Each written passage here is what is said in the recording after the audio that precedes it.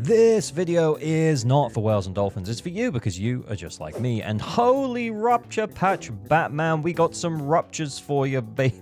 And I'm going to go through all of the new character info and the rerun info. We'll talk about pull value and for what kind of players it makes sense to pull and for those that it doesn't. And mostly that'll be based on what you currently have or what you're potentially looking to invest into. I will go through Manato at the end. Let's go through the new characters and their reruns first. So first up, it's Lucia. Lucia is an ether support, and I'm just going to quickly run down her kit and the way that she works. Lucia needs dream points, which is a weird way to say it, but it's represented by the bar under her name. She'll use the bar once it's maxed for stronger attacks and aftershocks from off-field. She'll apply Dreamer's Nursery Rhyme buff. These names are getting weirder and weirder. When in the dream state, and this is a damage buff for the squad. She'll also activate Ether Veil Wellspring when entering into that dream state, and you can see those bubbles around the screen, and that's what this means. This increases HP for the squad. Very useful for Rupture agents. Yep, she's a Rupture support. Okay. Her EX special provides the Dark Breaker buff, which is basically a sheer force buff for this team, and this scales on Lucia's HP, so we're going to expect her engine probably to have her HP main stat.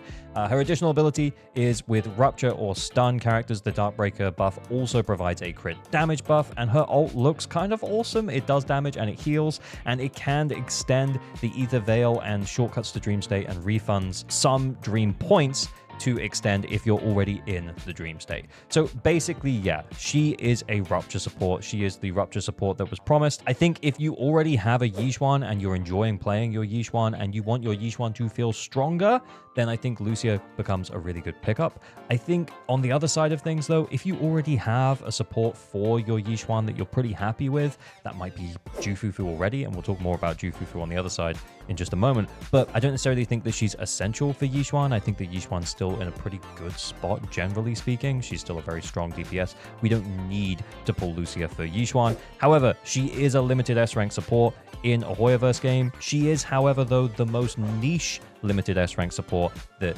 we have had so far, with the other supports being anomaly supports and a crit-based attack support in User Heart and Astra that can flex very well into different teams, including also Rupture teams.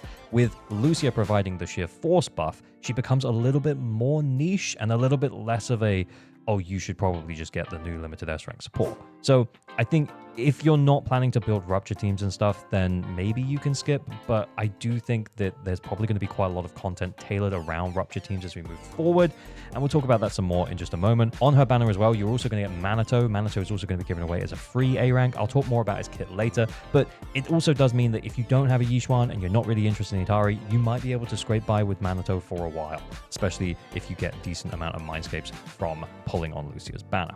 Let's talk about the other character that's rerunning with Lucia first, though, so that is Vivian. Vivian is an Ether Anomaly off-field DPS. She's a sub-DPS. She does damage from her blooms, which trigger when you hit anomalies or you use EX specials with the other characters.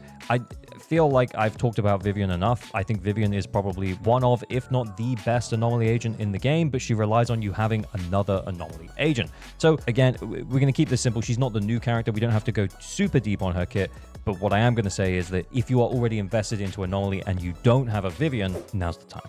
But on the other side of things, we are very much going to be in a Rupture patch. We're going to get bosses which are tailored around Rupture, or at least crit-based attackers, probably for the entirety of 2.3. So you may want to consider that when looking at someone like Vivian. Let's move on to the second half. Just after this quick reminder that you probably aren't subscribed. Liking and subscribing is a great way to support creators like me on YouTube. You can also drop me a follow over on Twitch, and you can join the Discord, hang out with some cool chill peeps who just love playing Zenless Zone Zero. Then let's talk about Yidhari. Yidhari is our Ice Rupture agent. Octomummy ink on me. I don't know why I said that. But anyway, she scales on HP, similar to Yixuan. More HP equals more sheer force. She's going to very much work in tandem with Lucia.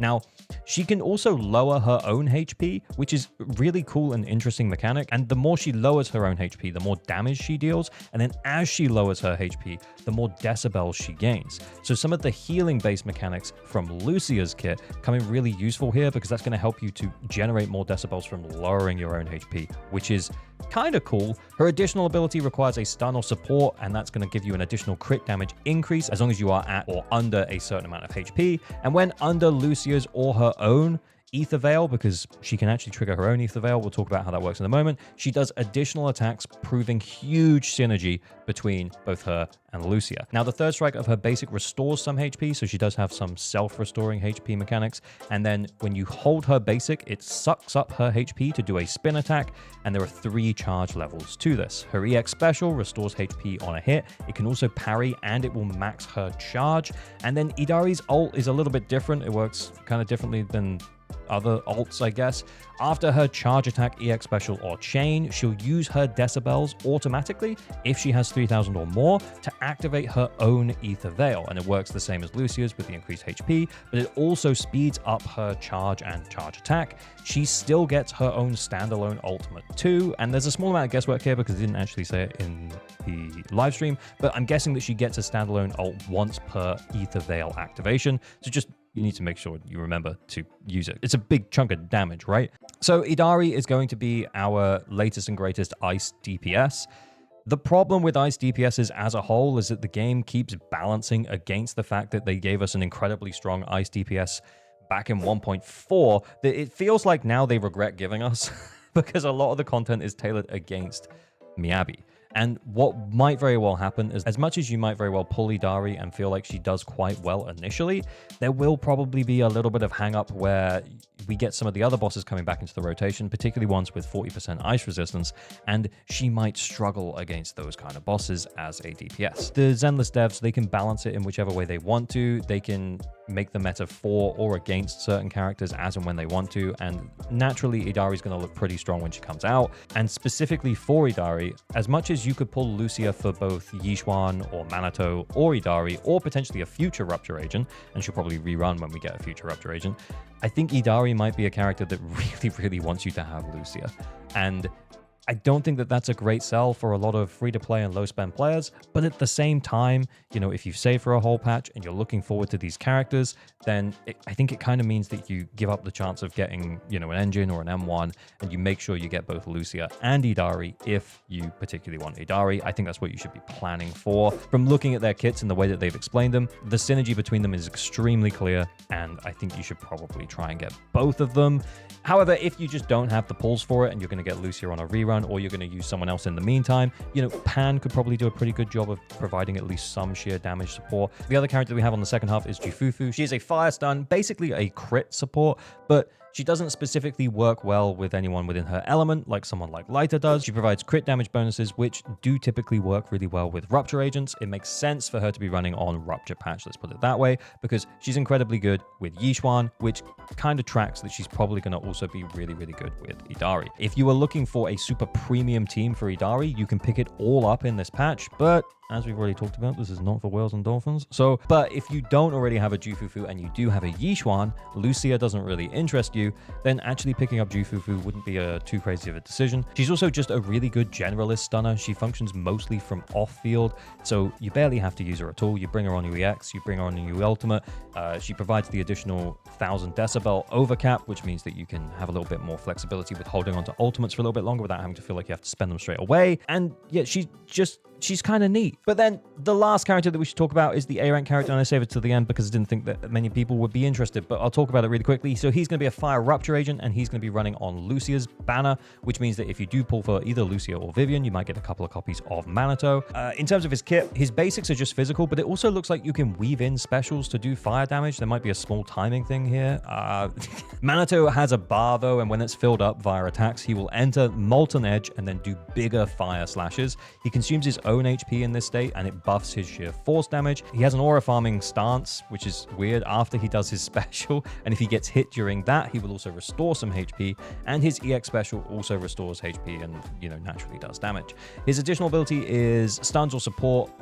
Let him use Remnant Flames, which is like an extra mechanic. He'll use those himself after certain attacks to restore some additional HP. So basically, he's got ways to both suck down his HP and then restore his HP, kind of like Yidhari, but again, He's probably going to want someone who's going to help him with restoring that HP. He's going to work well with pretty much anyone else in this patch, other than Vivian, of course. So he's going to work well with Lucia. He's going to work well with Fufu. And he's kind of a DPS replacement for someone like Yidhari. Overall, all in all, I think this is an all or nothing patch, if I'm totally honest. I think it's a case of, okay, so do you want to go all in? Did you save for the last patch and now you're ready to pull Lucia and Yidhari? Or are you in a position where you kind of spent all your polychromes across 2.1 and 2.2, and now you're not sitting on that much in terms of, flexibility in terms of polychromes?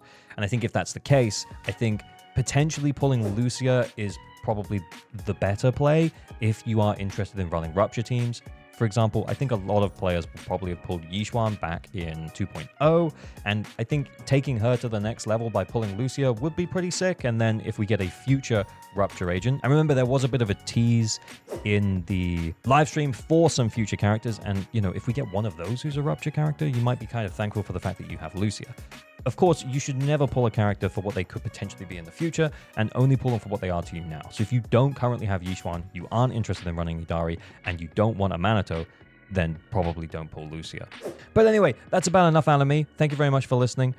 Leave your own thoughts in the comments down below. Let me know who you're going to be going for. Let me know what your plan is. And as always, remember to like and subscribe for better average luck on all your pulls. Pull responsibly. Stay weird. Bye. Bye. Bye. Bye. Bye. Bye. Bye. Bye.